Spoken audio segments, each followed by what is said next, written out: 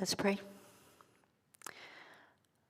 Father, as we begin part 2, open our eyes to see truths we haven't seen before, and help us to be prepared to understand them, to receive them, and to have a harvest brought forth because of the word that's sown in our hearts.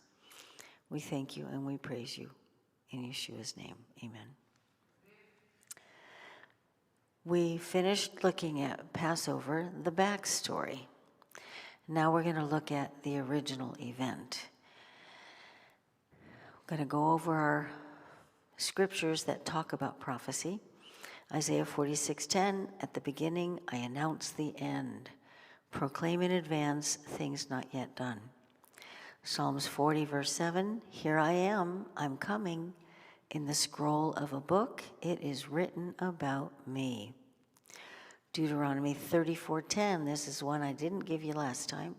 Since that time there has not risen in Israel a prophet like Moshe, whom Adonai knew face to face. Amos 3:7, Adonai God does nothing without revealing his plan to his servants, the prophets.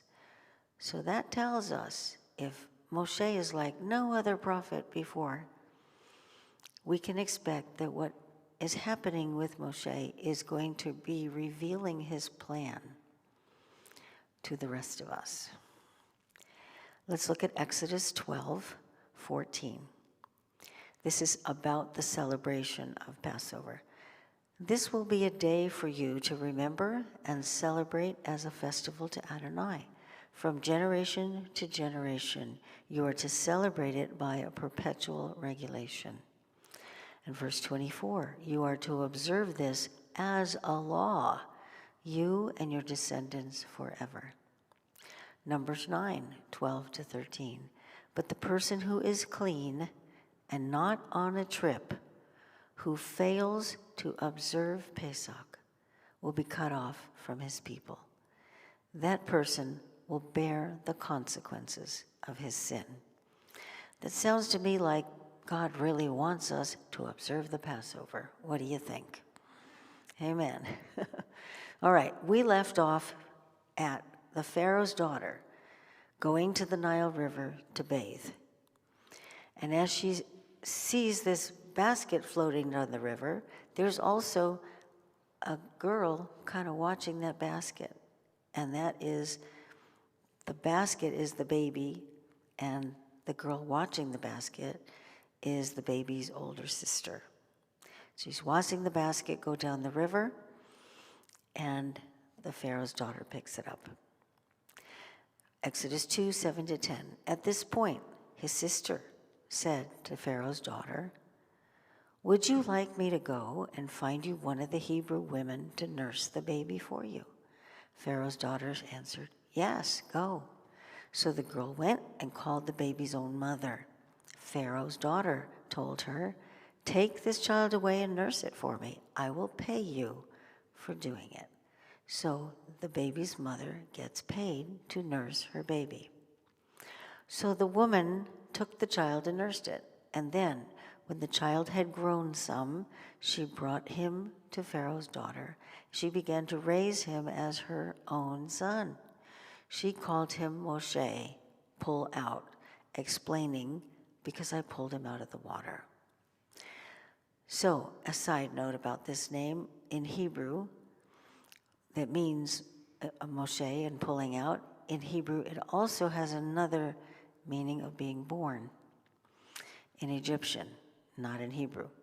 So the name was the same word in both cultures, but having different meaning. Exodus 2:11-15. One day, when Moshe was a grown man, he went out to visit his kinsmen, and he watched them struggling at forced labor. He saw an Egyptian strike a Hebrew, one of his kinsmen. He looked this way, he looked that way, checking over his shoulders. And when he saw that no one was around, he killed the Egyptian, and he hid his body in the sand. The next day, he went out and he saw two Hebrew men fighting with each other. To the one in the wrong, he said, "Why are you hitting your companion?" And he retorted back to Moshe, "Who appointed you ruler and judge over us? Do you intend to kill me the way you killed that Egyptian?" Uh-oh. Moshe thought nobody was looking, but somebody had seen him kill the Egyptian. Moshe became frightened, and clearly he thought, the matter has become known. When Pharaoh heard of it, he tried to put Moshe to death. Moshe fled from Pharaoh, and went to the land of Midian. Exodus 2:15-20. One day, as he was sitting by a well, 7 daughters of the priest of Midian came to draw water. They had filled their troughs of water, and then they went, the water was for their father's sheep. And when the shepherds came, they tried to drive them away. But Moshe got up and defended them, and he watered the sheep. When they came to Reuel, their father, he said, "How come you're back so soon today?" And they answered, "An Egyptian rescued us from the shepherds. More than that, he drew water for us, and he watered the sheep." So the father asked his daughters, "Where is he? Why did you leave the man there? Invite him in to have something to eat. He could be marriage material." Let's bring that good man into our house and give him something to eat for having helped our shepherds and helped to water the sheep. Exodus 2:21-24. Moshe was glad to stay on with the man, and he gave Moshe his daughter Zipporah in marriage. She gave birth to a son, and he named him Gershom, which means a foreigner there. And he said, "I've been a foreigner in a foreign land." Sometime during those many years, the king of Egypt did die, but the people of Israel still groaned under the yoke of slavery. And they cried out, and their cry for rescue from slavery came up to God. God heard their groaning, and God remembered his covenant with Abraham, Yitzhak, and Yaakov. Exodus 3:1-6. Now Moshe was tending the sheep of Yitro, his father-in-law. You might know him as Jethro, Yitro. And he was a priest of Midian. Leading the flock to the far side of the desert, he came to the mountain of God, to Horeb. The angel of God appeared to him in a fire blazing from the middle of a bush. He looked, and he saw that although the bush was flaming with fire, yet the bush was not being burned up. Moshe said, "I'm going to go over and see this amazing sight and find out why the bush isn't being burned up." When Adonai saw that he had gone over to see, God called to him from the middle of the bush. You know, this bush, trying to figure out why that fire's not eating up the bush, and all of a sudden the fire speaks. "Moshe, Moshe." Oh my gosh, the fire knows his name. And he says, "Here I am." He said, "Don't come any closer. Take your sandals off your feet. The place where you are standing is holy ground. I'm the God of your father," he continued, "the God of Abraham, the God of Yitzhak, and the God of Yaakov." Moshe covered his face. He was afraid to look at God.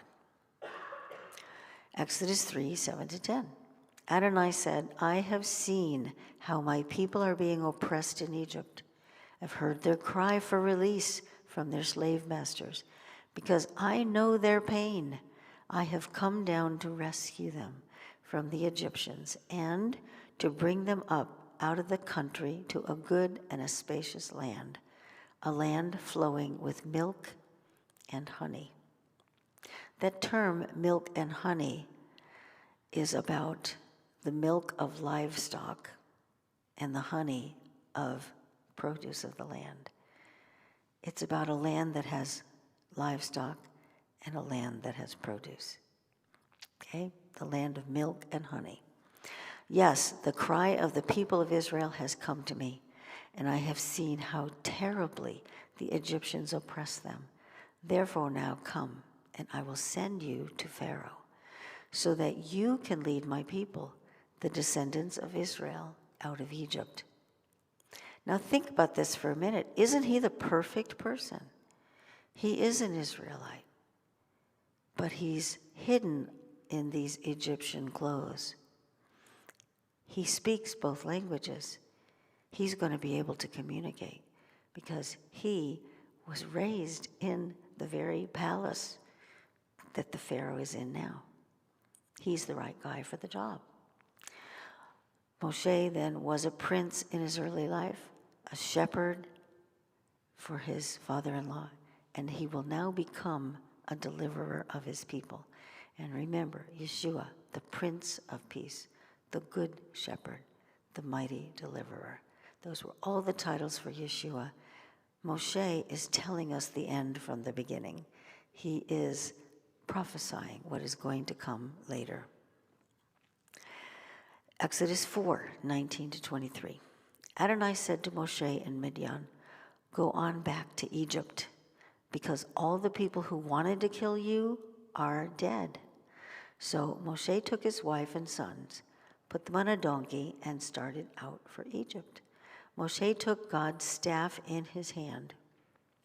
Adonai said to Moshe, "When you get back to Egypt, make sure that you do before Pharaoh every one of the wonders I am enabling you to do.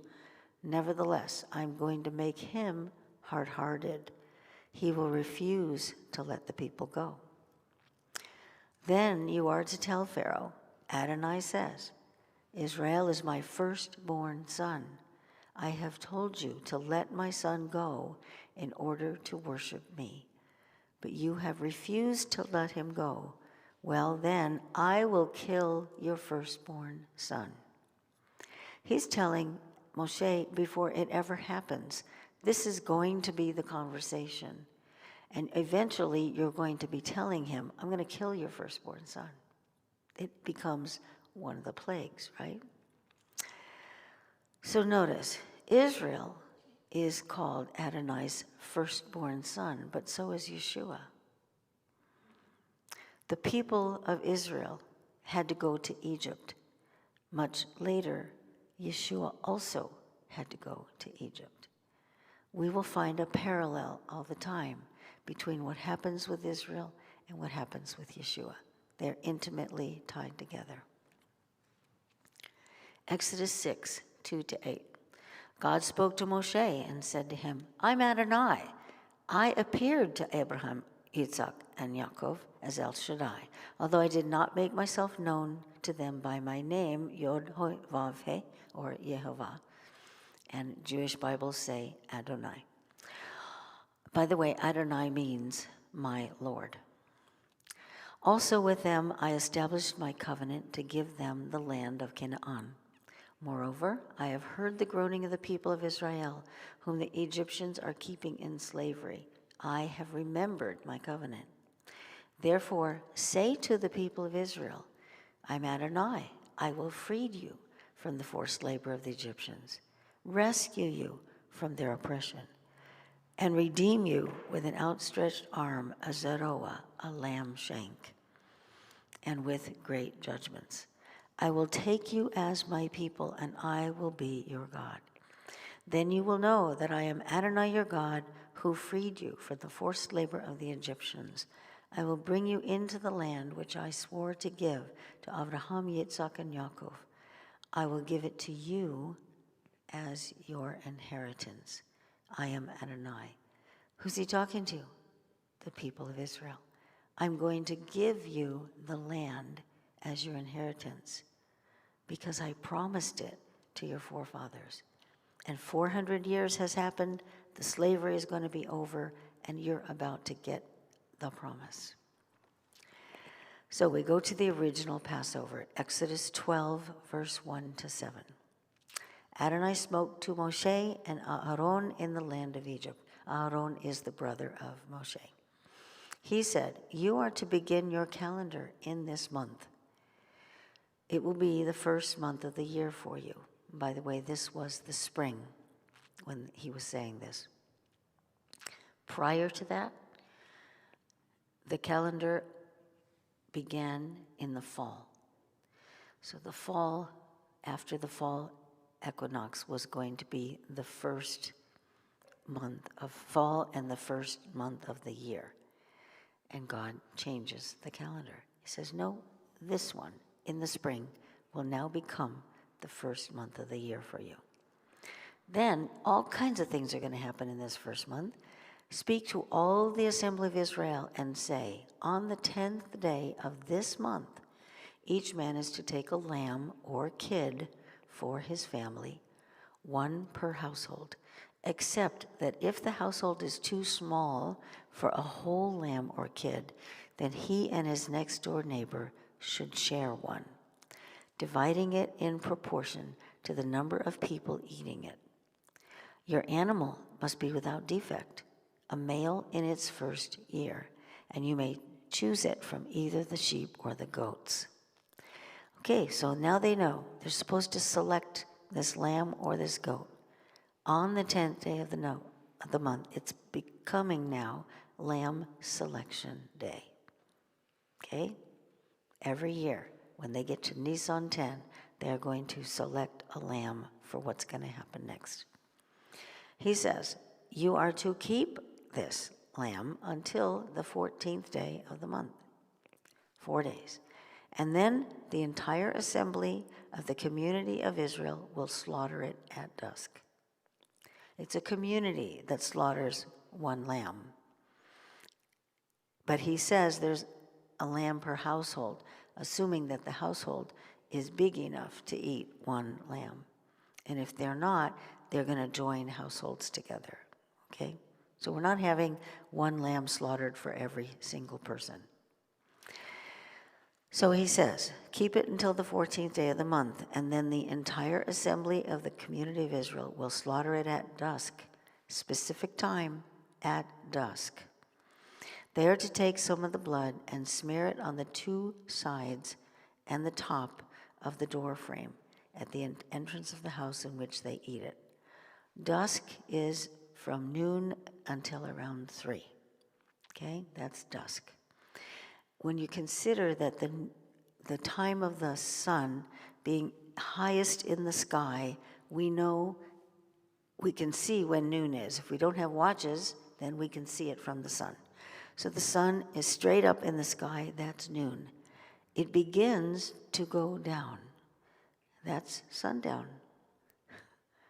Even though it's still light outside, it's the sun going down as it prepares for the time of the evening. So this period from noon until 3 is dusk, and then we get into the evening. Okay? Then we get into complete sundown.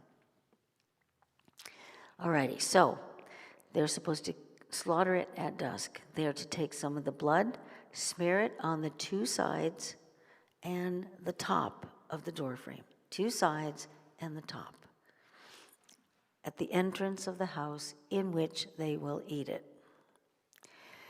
Exodus 12, 8 to 13. That night they are to eat the meat, this roasted lamb, right? Eat the meat roasted in the fire. They are to eat it with matzah, which is flat crackers that don't have any leaven to make them rise. Matzah and maror, which is bitter herbs. They make you cry when you eat them. Don't eat it raw or boiled, but roasted in the fire with its head, the lower parts of its legs, and its inner organs. Let nothing of it remain till morning. If any of it does remain, burn it up completely. Here is how you are to eat it. With your belt fastened, your shoes on your feet, and your staff in your hand, you are to eat it hurriedly. Why? Because when they get the signal that it's time to escape out of Egypt, they've got to be ready to go. So they've got to have their belt on. That's part of their clothing. Put the belt on, get your shoes on, get ready.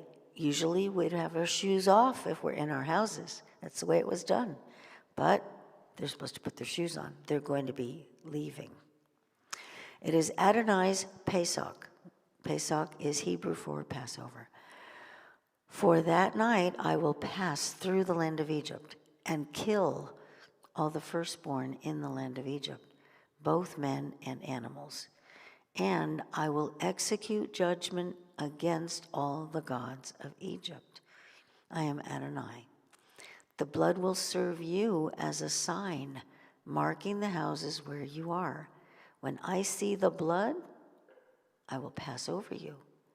When I strike the land of Egypt, the death blow will not strike you. You're protected by the blood of the Lamb. So when is Passover? Numbers 9, 1-3. Now this is after they have gone through the original event and escaped out of Egypt. God then declares for them an annual celebration. It says, Adonai spoke to Moshe in the Sinai desert in the first month of the second year after they had left the land of Egypt. So they've already been out for a year. And they're just rolling the calendar over the first month of the second year. Let the people of Israel observe Pesach at its designated time. That term, designated time, in the Hebrew is moed. It's an appointment. Remember we said earlier that God tells us He tells us at the beginning that he announces what is the end. He tells us things in advance. We go to Genesis and we see when he put the sun and the moon and the stars in the skies. He says, I set up for signs and for seasons. Seasons is moedim, appointments, moedim. This is the designated time, appointment. An appointment requires that two parties or more have agreed to meet. It's about a meeting. Okay? So we can't have Passover without having a meeting with God and people. Let the people of Israel observe Pesach at the designated time. On the 14th day of this month at dusk, you are to observe it at its designated time. You are to observe it according to all its regulations and rules. Moshe told the people of Israel to observe Pesach. So they observed Pesach at dusk on the 14th day of the month in the Sinai desert. The people of Israel acted in accordance with all that Adonai had ordered Moshe. He goes on in verse 10 and 11, tell the people of Israel, if any of you now or in future generations is unclean because of a corpse. In other words, you had to bury somebody, you had to touch a dead body, or you had to bury an animal, touch a dead animal. If you had that happen, you would be considered unclean and you could not participate in going into the place of worship. Okay, so he says, if any of you is unclean because of a corpse, or if he happens to be on a trip far away, abroad, nevertheless, he is to observe Passover, but he will observe it in the second month on the 14th day at dusk. So what we're seeing is two separate Passovers. The one in the first month is the one he says is the ideal. This is where I want you, all of you. But he gives us a second chance. If we miss the first one because we were unclean, because we had to touch a dead body, because we had to bury our father or our mother, and we had to be away from Passover, so we could come the second month and have Passover. Second chance for the unclean. Okay, so it says after the trip abroad, he will observe it in the second month on the 14th day. They are to eat it with matzah and maror, just like the first Passover, right? Eat it with matzah and maror. They are to leave none of it until morning. They are not to break any of its bones, the bones of the lamb. They are to observe it according to all the regulations of Pesach. Second chance Passover is called Passover Sheni, means second Passover. So this Passover Sheni, you do all the same things. But the person who is clean and not on a trip, who fails to observe the original Passover in the first month, will be cut off from his people, because he did not bring the offering for Adonai at its designated time.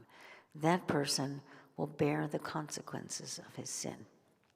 So Passover is the time when they would bring an offering, and he would say, if you haven't been there, you're going to be cut off from your people. Yeah, that happens, because you're not going to get to participate in the community. You're going to miss out on a community event. So you are cut off from your people. Exodus 12:14.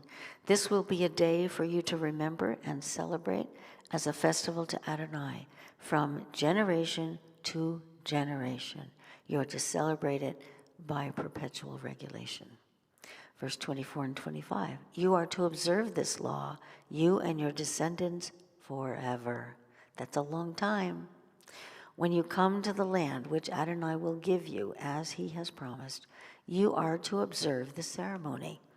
When your children ask you, what do you mean by this ceremony?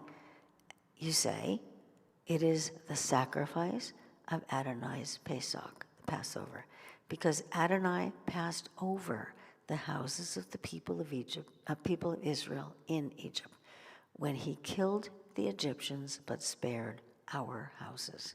This is what we are to teach our children. It is to be passed on from children to grandchildren, etc. That's part of the commandment. It's not just get together for Passover. It's to pass on the story. Numbers 9:11 to 12. They are to eat it with roasted lamb with matzah and maror. They are to leave none of it until morning. They're not to break any bones. They're to observe it according to the regulations of Pesach. Exodus 12. For 7 days you are to eat matzah. On the first day, remove the leaven from your houses. These are the rules and the regulations. Write them down. This is what we will be going through. For 7 days, eat matzah. Get rid of all the bread in your house. Get rid of it. Muffins, bread, cakes, anything with leaven that makes it rise, out. Okay? Out of the house. Remove it from your houses. Exodus 12:16. On the first day and the 7th day, you are to have an assembly set aside for God. On these days, no work is to be done, except what each must do to prepare the food. You may do only that. So food preparation is not forbidden on a day of rest. It is not forbidden on a day of rest. If we need to eat, we need to eat. We prepare our food. That is not considered ordinary work, okay? So, first day and 7th day are to be set aside.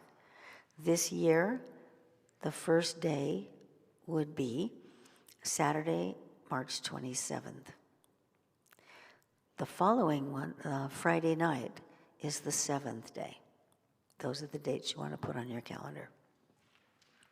Exodus 12:18. From the evening of the 14th day of the first month until the evening of the 21st day, you are to eat matzah. Those are your 7 days. The evening of the 14th day is actually the 15th. Does that make sense? The 14th day, when the sun goes down, we're now on the 15th. It's still, on the calendar, we look like it's one day, but actually it splits. As soon as the sun goes down, it becomes the 15th. So it's the evening of the 14th and the first month, and then the evening of the 21st day. So it's really the 15th to the 21st of the month of Nisan. That's the 7 days. No, we get to Numbers 9, 4, and this is telling us who is supposed to do this. Moshe told the people of Israel to observe Pesach. So we know Israel must. So they observed Pesach at dusk on the 14th day of the month in the Sinai desert. The people of Israel acted in accordance with all that Adonai had ordered Moshe. Now, is it okay for the foreigners who are not the Israelites? Here's the answer. Numbers 9:14. If a foreigner is staying with you and wants to observe Pesach for Adonai, he is to do it according to the regulations and rules of Pesach. You are to have the same law for the foreigner as for the citizen of the land. There's no differentiation, there's no distinction in the terms of how to celebrate Passover. The Israelites and the non-Israelites, the Gentiles, were to come together and celebrate it in the same manner. There is a scripture that says, however, the foreigner must be circumcised if he's going to participate. Exodus 12:19-20. During those 7 days, no leaven is to be found in your houses. Whoever eats food with hametz, which is yeast that makes it rise, if you eat food with hametz, you will be cut off from the community of Israel. It doesn't matter whether he is a foreigner or a citizen of the land. Eat nothing with hametz in it. Wherever you live, eat matzah. Let's look at Moshe and how he is a foreshadowing of the Messiah. Moshe spent 40 years as a prince in the palace of the Pharaoh's daughter, a foreigner living among this people. He moved to Midian and he spent 40 years as a shepherd over his father-in-law's flocks. So now he's 80 years old. Moshe was then commissioned to be the deliverer of the Israelites. And he walked another 40 years with these grumbling and complaining Israelites, leading them to the promised land. He lived 120 years. But notice how old he was when he had his best assignment from God. 80 years old. Please, please, please, any senior citizens who are listening, we are never too old for our best assignment from God. Please, please do not think you are thrown away, washed up, and done with. This was his best assignment the last 40 years of his life. He was a prince, a shepherd, and a deliverer. And again, I remind you, Yeshua was called Prince of Peace, Good Shepherd, Mighty Deliverer. And he was a foreigner from the heavens, living among the people, leading them to the promised land. Moshe foreshadows Yeshua. Exodus 5:1. Moshe and Aaron came and said to Pharaoh, "Here is what Adonai, the God of Israel, says. Let my people go so they can celebrate a festival in the desert to honor me." Imagine, they haven't even had their episode of having to leave yet. And God's already telling them, by the way, we're going to have a festival. We're going to have a party every year to celebrate this event. Exodus 7:1-2. Adonai said to Moshe, "I have put you in the place of God to Pharaoh. Aaron, your brother, will be your prophet. Prophet is a mouthpiece for God. You are to say everything I order you, and Aaron, your brother, is to speak to Pharaoh and tell him to let the people of Israel leave his land." Now, interestingly, isn't Moses called the greatest prophet, right? So he, as a prophet, would then speak to his brother the words God gave him. Then Aaron, the brother, would go to Pharaoh and be the mouthpiece. We have two prophets working here, but one of them is getting the words directly from God. The other one is getting them from the prophet. Does that make sense? Alrighty, so God creates the message. The prophets deliver it. At no time does a prophet create his own message. If it is happening that way, it is a false prophet. Let's look at Exodus 7, 3-6. Even though I will increase my signs and wonders in the land of Egypt, Pharaoh will not listen to you. Then I will lay my hand on Egypt and bring my armies, my people, the sons of Israel, out of the land of Egypt with great acts of judgment. Then I will stretch out my hand over Egypt and bring the people of Israel out from among them. The Egyptians will know that I am Adonai. Moshe and Aaron did exactly what Adonai ordered them to do. Moshe was 80 years old. Aaron was 83 when they spoke to Pharaoh. Never too old for our best assignment. Exodus 12:12. I'm going to execute judgment against all the gods of Egypt. Remember that. We're going to see all the different gods of Egypt in just a little bit. Deuteronomy 19:21 says, life for life, eye for eye, tooth for tooth, hand for hand, foot for foot. It's about judgment. The judgment is related to the crime. So we'll pay attention to that as we start looking at the judgments. It's related to the crime. All right, Exodus 1, 15-21. We're backing to the beginning of that story. The king of Egypt had spoken to the Hebrew midwives. One was Shiphrah, the other Puah. And the king says to them, when you attend the Hebrew women and see them giving birth, if it's a boy, kill him. If it's a girl, let her live. However, the midwives were God-fearing women. They didn't do as the king of Egypt ordered. They let the boys live. The king of Egypt summoned the midwives and demanded of them, why have you done this and let the boys live? The midwives answered Pharaoh, it's because the Hebrew women aren't like the Egyptian women. They go into labor and they give birth before the midwife arrives. Therefore, God prospered those midwives, and the people continued to multiply and grow very powerful. Indeed, because the midwives feared God, he made them founders of families. And look what he did. He put their names in the book. He honored these two women and put their names in the book so we would know who they were and remember them and honor them. First plague, this is one of the judgments. Exodus 7, 20-21. Moshe and Aaron did exactly what Adonai had ordered. He raised the staff, and in the sight of Pharaoh and his servants, he struck the water in the river. All the water in the river turned to blood. The fish in the river died. The river stank so badly that the Egyptians couldn't drink its water. There was blood throughout all the land of Egypt. What did Pharaoh say before all of this? He said, go kill the babies. And if that isn't enough, the ones who are born, go throw them in the Nile River. There's blood in the Nile River. These babies are dead. And so the first plague is to attack him on the very thing which he caused. Also, they had an Egyptian god of the Nile River named Hapi. This god of Hapi was supposed to be a water bearer. Remember, God said, I am going to make a judgment against their gods. He's attacking the god of the Nile River. Exodus 1:22.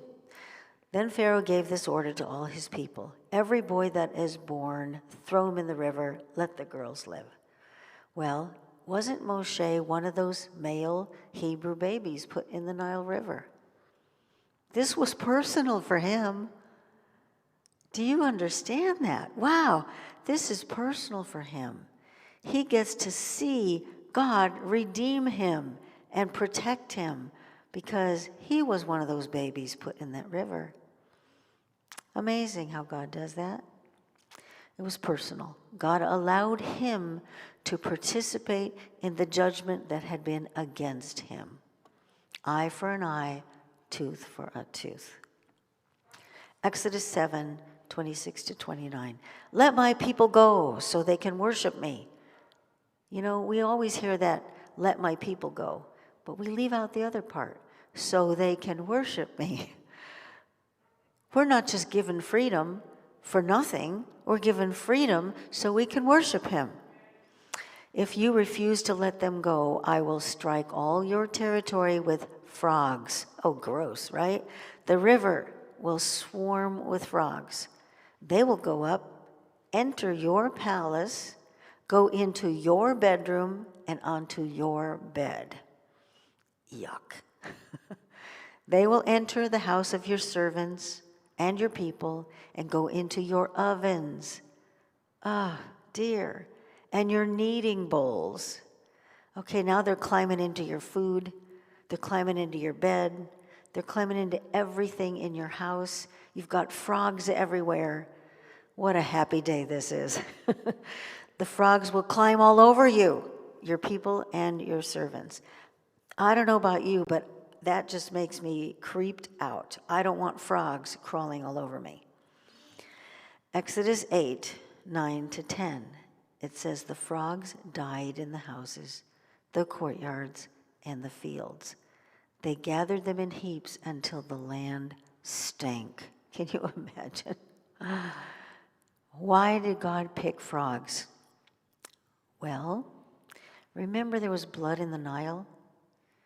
Do you think that those frogs could exist in that water? They were driven out of the water. They had to go somewhere. They came out of the disgusting water, and they got out on the land and all over the place. But also, the Egyptians had a goddess of fertility, water, and renewal. And this goddess was called Heket. Her picture of this goddess was the head of a frog. So, that's why we have a judgment.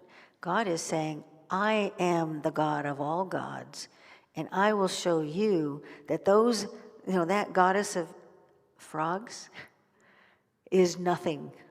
You see, she's not protecting you. You're overrun with frogs, and this is not good.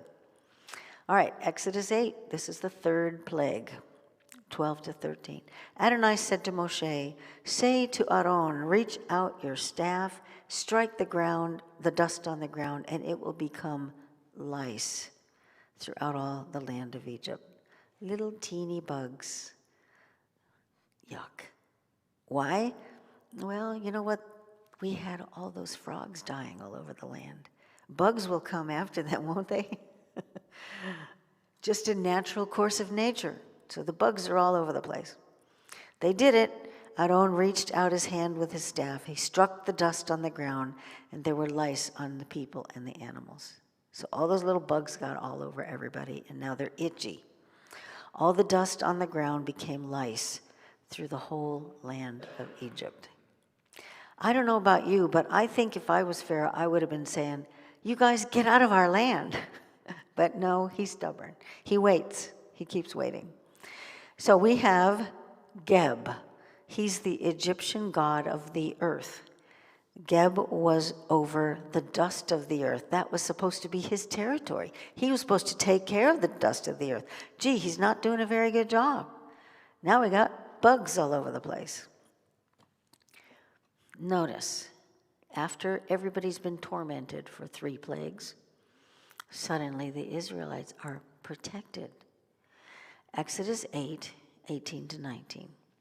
If you won't let my people go, I will send swarms of insects on you, your servants and your people, and into your houses. The houses of the Egyptians will be full of swarms of insects, and likewise the ground they stand on. But I will set apart the land of Goshen, where my people live. Remember, prime real estate. That's where they are. I will set apart the land of Goshen, where my people live.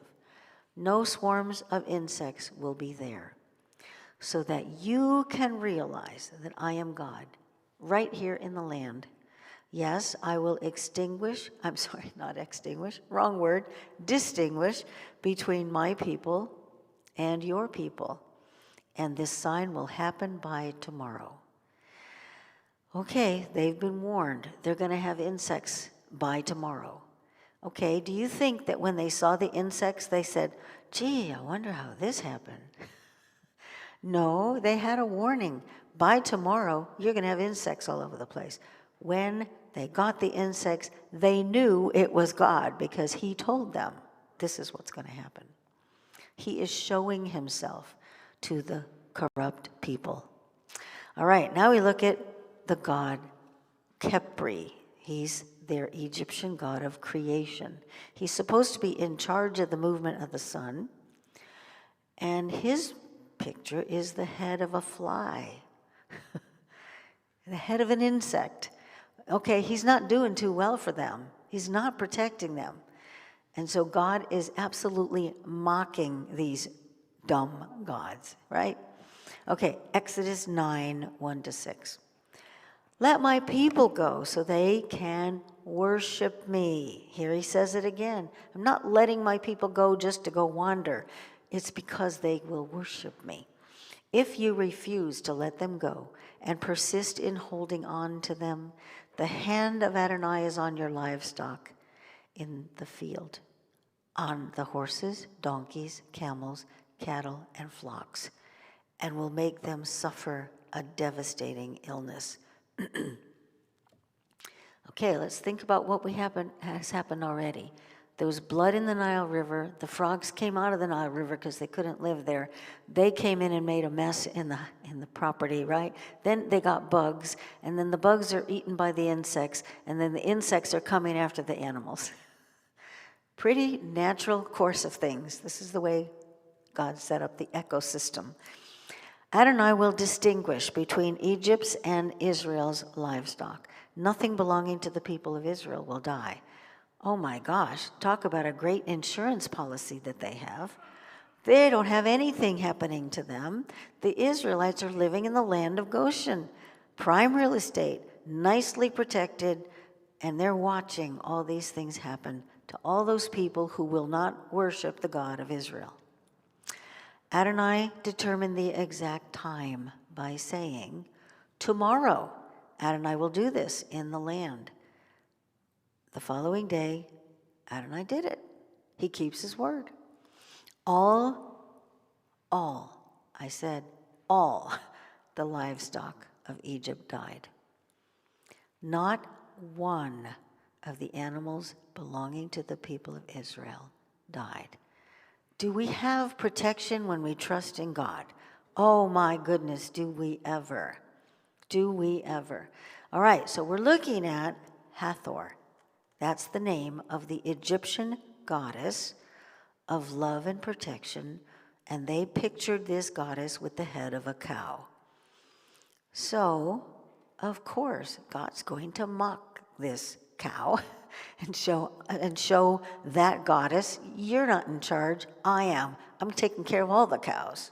They're gone, okay? Except for the Israelites. Those cows, they get to keep them. What protection. It's pretty dramatic when you think about it. All the horrible things going on that these Egyptians were enduring, and just watching maybe over the fence and the next piece of property over there. Oh my gosh, let's get over to Goshen. It's good over there. Exodus 9, 8-10. Adonai said to Moshe and Aaron, take handfuls of ashes from a kiln. Let Moshe throw them in the air before Pharaoh's eyes. They will turn into fine dust all over the land of Egypt and become infected sores on men and animals throughout Egypt. Well, I'm imagining that all those dead animals were probably burned. Maybe they had the ashes of those dead animals. Throw them in the air. It's going to create sores all over on the men and the animals that are left. We know there's no cows left. So they took ashes from a kiln, stood in front of Pharaoh, threw them up in the air. When they landed, they became infected sores on men and animals. Well, you know what? These cows that had been burned, they were already a mess with all the insects all over them, probably carrying lots of disease, so he just throws it all over them. What about Isis? You've heard that name? Egyptian goddess of medicine and peace. They got nothing to heal them, no medicine that would solve their problem, and certainly no peace in the land. God was casting down judgment against the gods of Egypt. Seventh plague, Exodus 9, 23 to 26. Moshe reached out with his staff toward the sky. Adonai sent thunder and hail, and fire ran down to the earth. Adonai caused it to hail on the land of Egypt. It hailed, and fire flashed up with the hail. It was terrible, worse than any hailstorm in all of Egypt since it became a nation. That's pretty bad. Throughout all the land of Egypt, the hail struck everything in the field, people and animals. The hail struck every plant growing in the field and broke every tree there. But in the land of Goshen, where the people of Israel were, there was no hail. Pretty good protection. This is an attack against the Egyptian goddess of the sky, whose name was Nut, or Nut. I don't know which one. I think it's Nut. She was a nutcase. Anyway, we have this Egyptian goddess being attacked because she's not doing anything to protect them. She's supposed to be protecting the sky. And instead, all this is coming down on them. She's not worth anything. That's the point. That's what God is saying. Exodus 9, 31 to 32 says, the flax and the barley were ruined because barley was ripe. The flax was in the bud. But the wheat and the buckwheat were not ruined because they come up later. Now, I pulled that particular verse out because flax and barley are a product that is harvested in the spring. They are used, the barley is used for the offering at Passover. So we know this is in the spring when it is happening. That's why when God changes the calendar in Exodus 12 and he tells Moses, this is the first month of the year for you, we can already tell from the previous chapters, it's the spring. That's how we know. The flax and the barley were ruined because the barley was ripe, the flax was in the bud, but wheat and buckwheat were not ruined. They come up later. The wheat is a harvest that comes at Pentecost. It comes up later. Alrighty, let's look at Leviticus 23, and I'll show you these offerings. And this is verse 9 to 11, and then 14. After you enter the land I'm giving you, and harvest its ripe crops, you are to bring a sheaf of the first fruits of your harvest, which would be barley, to the Kohen. He is to wave the sheaf before Adonai so that you will be accepted. The Kohen is to wave it on the day after the Shabbat. You are not to eat bread, dried grain, or fresh grain until the day you bring the offering. You see, first fruits. You don't get to eat that harvest until you have offered the first of it to God. First fruits goes to God. He doesn't get the leftovers. He gets the first. Alrighty, and then it says, this is a permanent regulation through all your generations, no matter where you live. So that isn't just Israel. It's no matter where you live. I'm talking to you. If you're following the God of Israel, no matter where you live, this is a permanent regulation. Leviticus 23, 16 to 17. You are to count 50 days and then present a new grain offering, which would be wheat, to Adonai. You must bring bread from your homes for waving, 2 loaves made with 1 gallon of fine flour, baked with leaven, as first fruits for Adonai. So this barley that was waved before God and offered to him was the barley offering during Passover, the first day, the Feast of Unleavened Bread. There is an offering to God. The wheat offering comes 50 days later, and it's the festival you know as Pentecost. The Hebrew is the Feast of Shavuot. Shavuot means weeks. Why? Because you have to count 7 weeks to get there.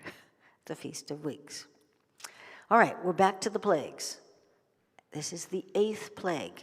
Right now, the Israelites are protected in the land of Goshen.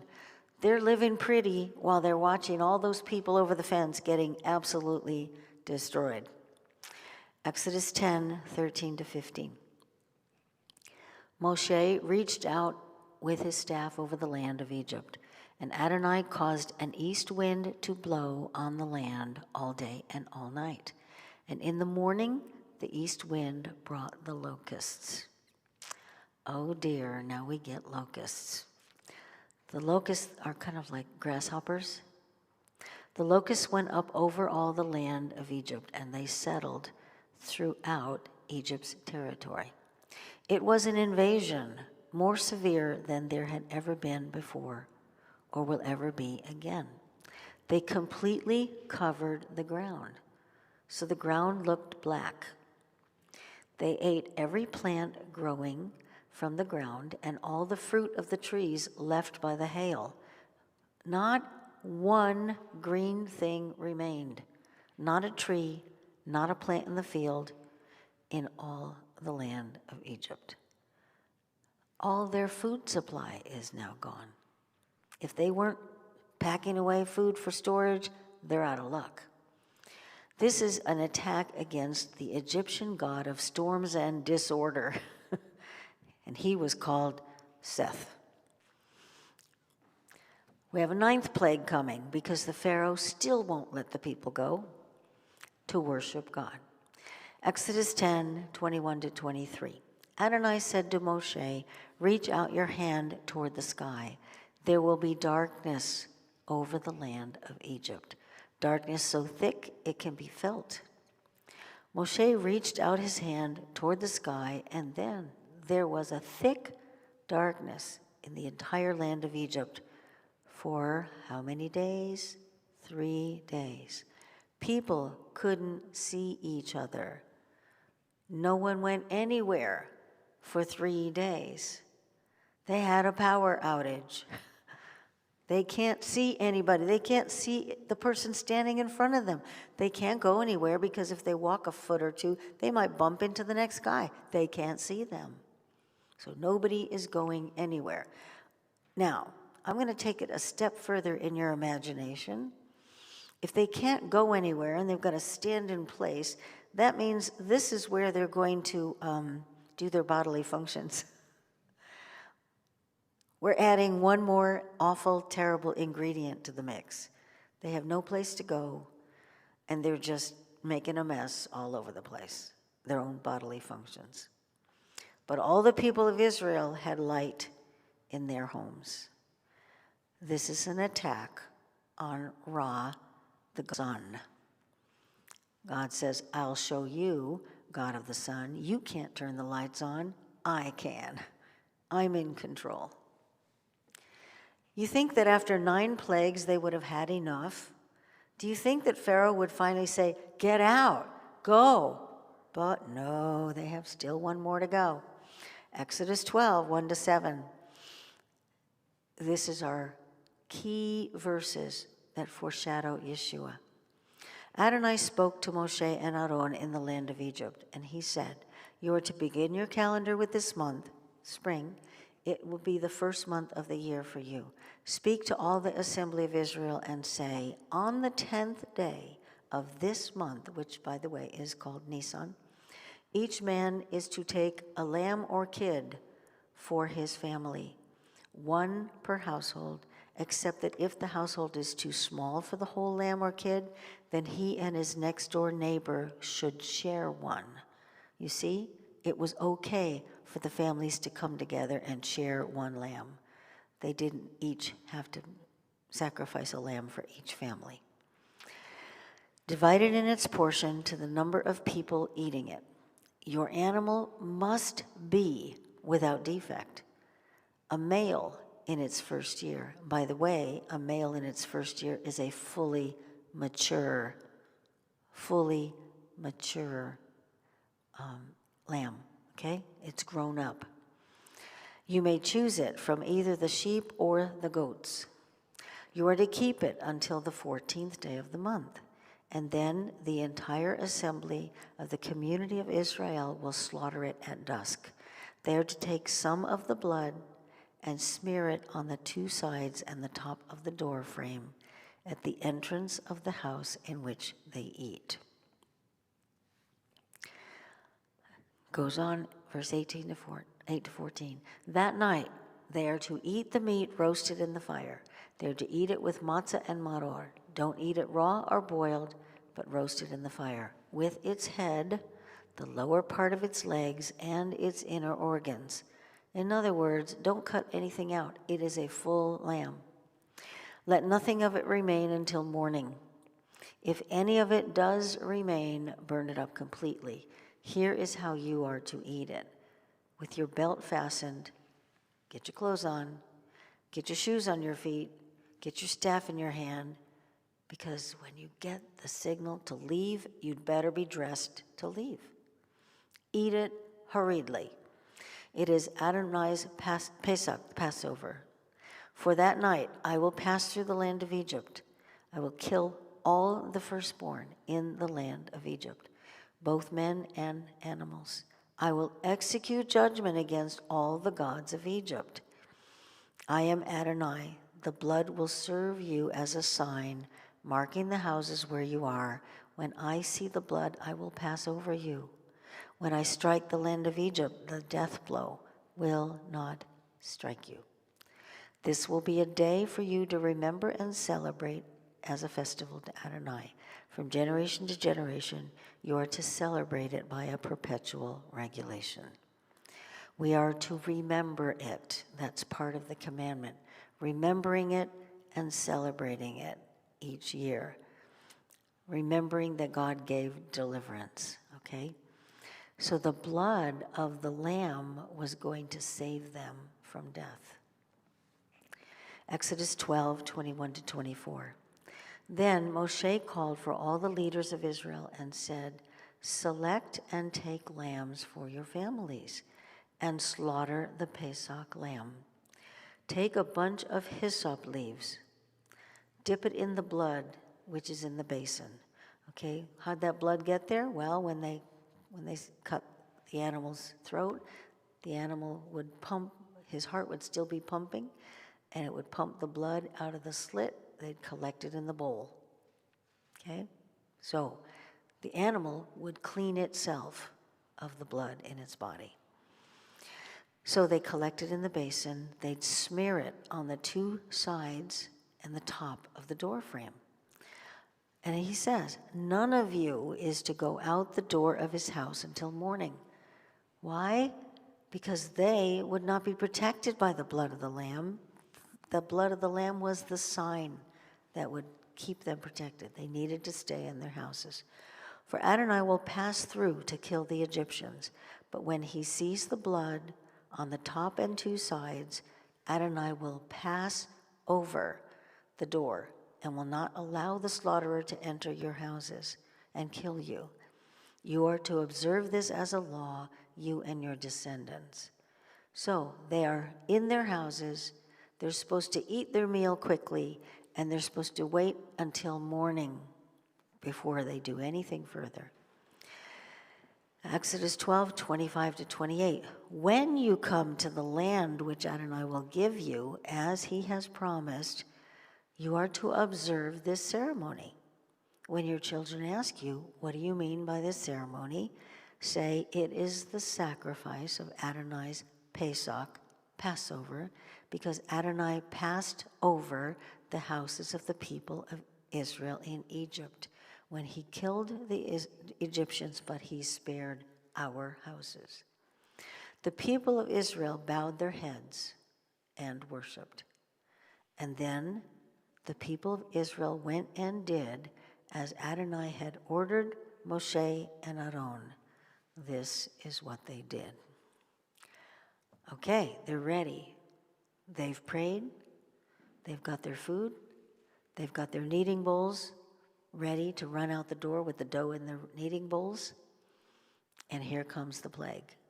It says, Exodus 12, 29 and 30. At midnight, Adonai killed all the firstborn in the land of Egypt, from the firstborn of Pharaoh sitting on his throne to the firstborn of the prisoner in the dungeon and all the firstborn of the flock. Pharaoh got up in the night, he, all of his servants, and all the Egyptians. There was horrendous wailing in Egypt. There wasn't a single house without someone dead in it. What a picture. Didn't God say, I am going to strike judgment upon the gods of Egypt? Pharaoh was considered the ultimate god of Egypt. He was believed to be the greatest god of them all. And he loses his son. An attack against the gods of Egypt. Exodus 12, 31 to 36. Remember the promise? Abraham was told, but you will get to leave with much wealth. Okay? It says, he summoned Moshe and Aaron by night, and he said, up, leave my people. Who says this? Pharaoh. Get out. Get out. Just get out. Tell everybody, you and the people of Israel, go. Serve Adonai as you said. Take both your flocks and your herds, and as you said, get out of here. But bless me too. I can't even imagine that. Would you just bless me a little bit? The Egyptians pressed to send the people out of the land quickly because they said, otherwise we'll all be dead. Let's get out while we have the chance before Pharaoh changes his mind again. The people took their dough before it had become leavened. It hadn't risen yet. They wrapped their kneading bowls in their clothes on their shoulders. They had backpacks of bread dough. The people of Israel had done what Moshe had said. They had asked the Egyptians to give them silver and gold jewelry and clothing. Adonai had made the Egyptians so favorably disposed toward the people, and they had let them have whatever they requested. Sure, take it, just get out. And thus, they plundered the Egyptians. Passover foretells Yeshua. Genesis 15, 13 to 15. Adonai said to Avram, know this for certain. Your descendants will be foreigners in a land that is not theirs. They will be slaves and held in oppression there 400 years. But I will also judge that nation, the one that makes them slaves. Afterward, they will leave with many possessions. Isaiah 46:10, at the beginning I announce the end. Proclaim in advance things not yet done. Ecclesiastes 3:15 says, that which was in the past is here already. That which will be in the future has already been. This news will keep recycling. These stories will keep recycling. God's deliverance will keep recycling. Watch the patterns in the scriptures. Psalm 40, verse 7, here I am, I'm coming. In the scroll of a book, it is written about me. The whole book, from cover to cover, is written about Yeshua. Passover is about Yeshua. He is the sacrificed lamb. We are protected by his blood. But there's more about that in the next section. So let's go ahead And, let me give you the summary before we take our break. Summary: the Pesach lambs are selected on the 10th of Nisan.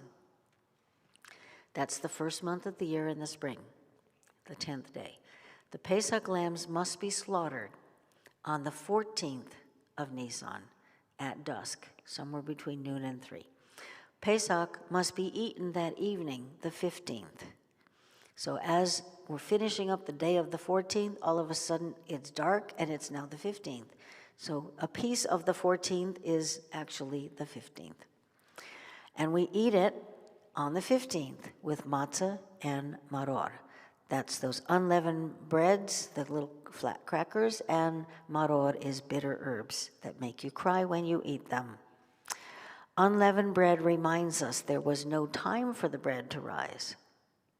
That's why we do that each year. We eat unleavened bread to remember they had no time. They had to run. Deliverance is only by the blood of the perfect Lamb of God. Perfect, unblemished, a perfect sacrifice.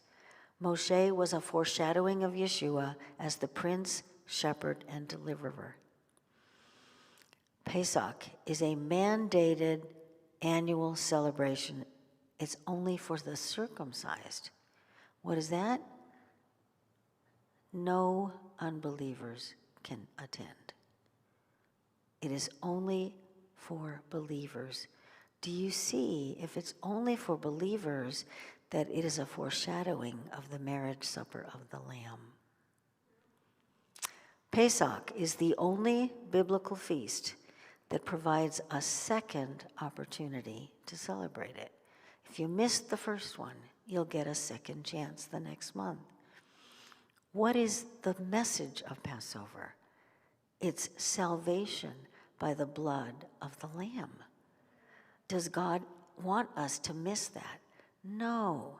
He will give us another chance. He is the God of second chances. So next session, we will be talking about Passover. Specifically, Yeshua is the Lamb. And we will look at that next. So let's take our break.